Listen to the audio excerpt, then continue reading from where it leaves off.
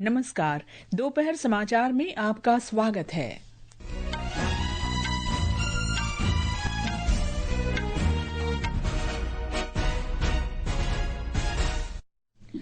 प्रधानमंत्री नरेंद्र मोदी ने 140 करोड़ देशवासियों से विदेशी वस्तुओं पर निर्भरता छोड़कर वर्ष 2047 तक विकसित भारत बनाने का आग्रह किया। उन्होंने कहा, ऑपरेशन सिंदूर सिर्फ सशस्त्र बलों की ही नहीं बल्कि हर भारतीय की जिम्मेदारी है। प्रधानमंत्री मोदी ने गुजरात के गांधीनगर में 5,500 करोड़ रुपए से अधिक की विभिन्न विकास परियोजनाओं का उद्घाटन और शिलान्यास किया। रक्षा मंत्री राजनाथ सिंह ने उन्नत मध्यम लड़ाकू विमान कार्यक्रम के क्रियान्वयन मॉडल को मंजूरी दी। मौसम विभाग ने केरल, कर्नाटक और महाराष्ट्र के तटीय क्षेत्रों के साथ देश के पश्चिमी तट पर मूसलाधार बारिश का अनुमान व्यक्त किया और दक्षिण कोरिया के गुमी में आयोजित एशियाई एथलेटिक्स चैंपियनशिप में गुलवीर सिंह ने दौड़ में स्वर्ण और सरविन सेबेस्टियन ने रेस वॉक में कांस्य पदक जीता।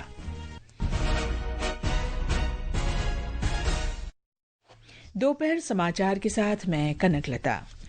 प्रधानमंत्री नरेंद्र मोदी ने कहा है कि हाल के घटनाक्रमों ने साबित किया है कि पाकिस्तान का भारत के विरुद्ध तथाकथित छद्म युद्ध वास्तव में एक सुनियोजित युद्ध रणनीति है। गुजरात में गांधीनगर के महात्मा मंदिर में एक जनसभा को संबोधित करते हुए उन्होंने कहा कि 6 मई की घटनाओं के बाद भारत को आतंकी गतिविधियों का प्रमाण देने की अब आवश्यकता नहीं है।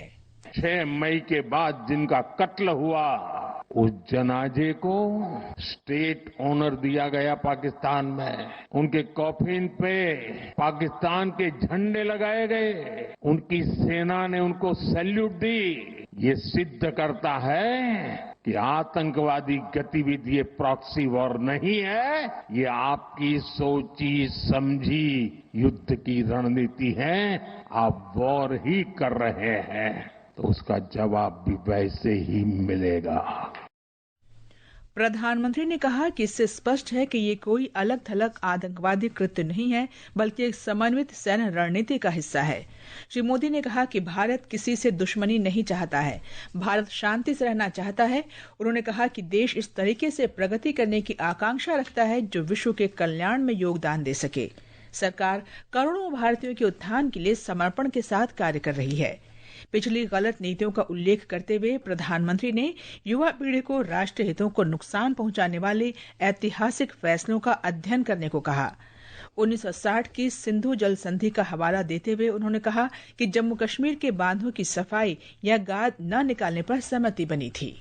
जम्मू कश्मीर की अन्य नदियों पर डैम बने हैं, उन डैम का सफाई का काम नहीं किया जाएगा, डिसिल्टिंग नहीं किया जाएगा। सफाई के लिए जो नीचे की तरफ गेट है वो नहीं खोले जाएंगे। 60 साल तक ये गेट नहीं खोले गए और जिसमें 100% पानी भरना चाहिए था, धीरे धीरे इसकी कैपेसिटी कम हो गई। क्या मेरे देशवासियों को पानी पर अधिकार नहीं है क्या? प्रधानमंत्री नरेंद्र मोदी ने कहा कि स्वाधीनता के 100 वर्ष पूरे होने पर विकसित भारत के दृष्टिकोण को प्राप्त करने में कोई समझौता नहीं किया जाएगा। इस सपने को साकार करने में प्रत्येक नागरिक को अपनी भूमिका निभानी होगी। उन्होंने कहा कि विश्व की 3 सबसे बड़ी अर्थव्यवस्थाओं में भारत को शामिल करने के लिए टियर 2 और टियर 3 शहरों का आर्थिक विकास बेहद महत्वपूर्ण है। 2014 में भारत की इकोनॉमी दुनिया में 11 नंबर पर थे। हमने कोरोना से लड़ाई लड़ी, हमने पड़ोसियों से भी मुसीबतें झेली, हमने प्राकृतिक आपदा भी झेली। इन सब के बावजूद भी इतने कम समय में हम 11 नंबर की इकोनॉमी से 4 नंबर की इकोनॉमी पहुंच गए। इससे पहले प्रधानमंत्री ने गांधीनगर के महात्मा मंदिर में 5,536 करोड़ की लागत की विकास परियोजनाओं का उद्घाटन किया और आधारशिला रखी। इन परियोजनाओं में शहरी विकास, बुनियादी ढांचा, जल संसाधन प्रबंधन, स्वास्थ्य सेवा और राजस्व सेवाओं सहित कई महत्वपूर्ण क्षेत्र शामिल हैं। विदेश मंत्री डॉक्टर एस जयशंकर ने कहा है कि आतंकवादी संगठन पाकिस्तान से खुलेआम अपनी गतिविधियां चला रहे हैं। उन्होंने कहा कि पाकिस्तान में आतंकवाद एक खुला कारोबार है जिसका समर्थन, वित्त पोषण और इस्तेमाल पाकिस्तानी सेना और सरकार कर रही है। एक जर्मन अखबार को दिए साक्षात्कार में डॉक्टर जयशंकर ने कहा कि भारत ने आतंकवादियों को स्पष्ट संदेश दिया है कि आतंकी हमलों के लिए उन्हें इसकी कीमत चुकानी पड़ेगी। भारत विभिन्न देशों में सर्वदलीय प्रतिनिधिमंडल भेजकर विश्व में आतंकवाद को पाकिस्तान द्वारा समर्थन दिए जाने का पर्दाफाश कर रहा है। इसके साथ भारत आतंकवाद को कतई बर्दाश्त न करने की अपनी नीति का भी प्रसार कर रहा है। कांग्रेस सांसद शशि थरूर के नेतृत्व में सर्वदलीय प्रतिनिधिमंडल ने दक्षिण अमेरिकी देश गयाना का दौरा किया। संवाददाताओं से बातचीत में श्री थरूर ने कहा कि गयाना ने आतंकी हमले से खुद की रक्षा करने और प्रभावशाली तरीके से कार्रवाई करने के भारत के अधिकार का समर्थन किया। श्री थरूर ने कहा कि भारत को गयाना की सरकार से बिना शर्त सहानुभूति और समर्थन प्राप्त हुआ है।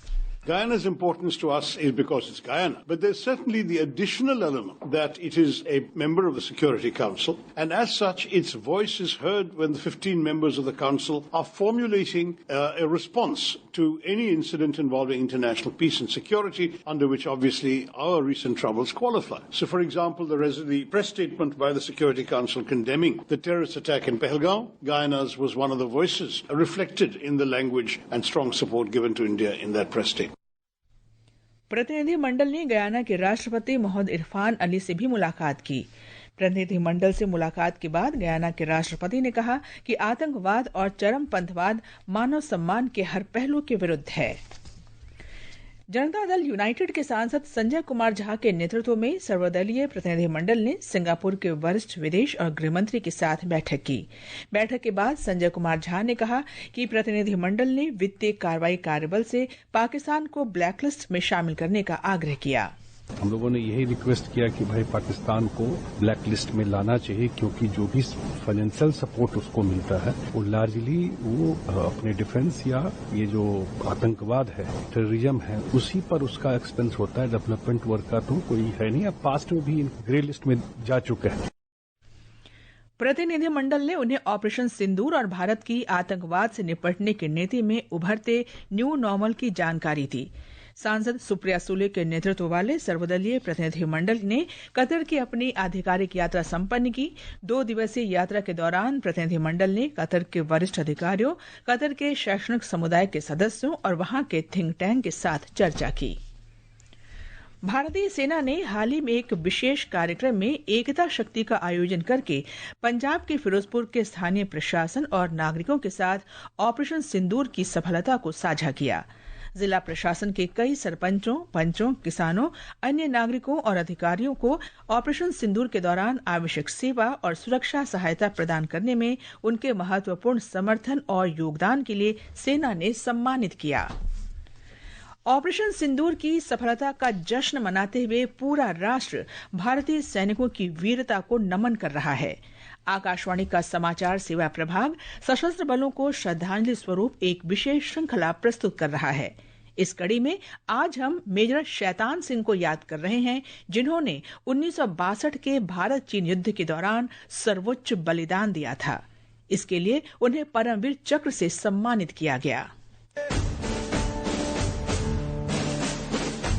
दिसंबर 1924 में राजस्थान के जोधपुर में जन्मे मेजर शैतान सिंह साल 1949 में सेना की कुमाऊं रेजिमेंट में भर्ती हुए। 1962 में भारत चीन युद्ध के दौरान मेजर शैतान सिंह ने 13 कुमाऊं रेजिमेंट की सी कंपनी का नेतृत्व किया और 5000 मीटर की ऊंचाई पर स्थित रेजांगला में एक रणनीतिक स्थान पर कब्जा किया। 18 नवंबर की सुबह चीन ने इस स्थान पर बड़ा हमला किया। उस समय इस जगह पर कंपनी की 5 पलटनें मौजूद थीं। जब दुश्मन सैनिक पहाड़ी नालों से आगे बढ़े तो भारतीय सैनिकों ने विनाशकारी गोलाबारी कर दुश्मन के छक्के छुड़ा दिए, जिससे उसे भारी नुकसान पहुंचा। अत्यंत ठंड और बड़ी संख्या में दुश्मन के सैनिकों की मौजूदगी के बावजूद कुमाऊं रेजिमेंट की 7, 8 और 9 नंबर की पलटन ने बेजोड़ साहस के साथ लड़ाई लड़ी और आखिर तक जमीन पर अपना कब्जा बनाए रखा। मेजर शैतान सिंह ने अपनी व्यक्तिगत सुरक्षा की परवाह किए बिना वह एक पलटन पोस्ट से दूसरे पलटन पोस्ट पर अपने सैनिकों के साथ लड़ते रहे। घायल होने के बावजूद उन्हें जब निकाला जा रहा था तो चीनियों ने उन पर मशीन गन से हमला कर दिया। मेजर शैतान सिंह ने जीवन के लिए खतरा महसूस करते हुए अपने सैनिकों को उन्हें छोड़कर जाने का आदेश दिया। सैनिकों ने मेजर शैतान सिंह को एक पहाड़ी की ढलान पर एक चट्टान के पीछे रखा, जहां उन्होंने अपनी अंतिम सांस ली। मेजर शैतान सिंह को उनके सर्वोच्च साहस, नेतृत्व, कर्तव्य के प्रति समर्पण के लिए मरणोपरांत परमवीर चक्र से सम्मानित किया गया। सकलैन अख्तर, आकाशवाणी समाचार, दिल्ली।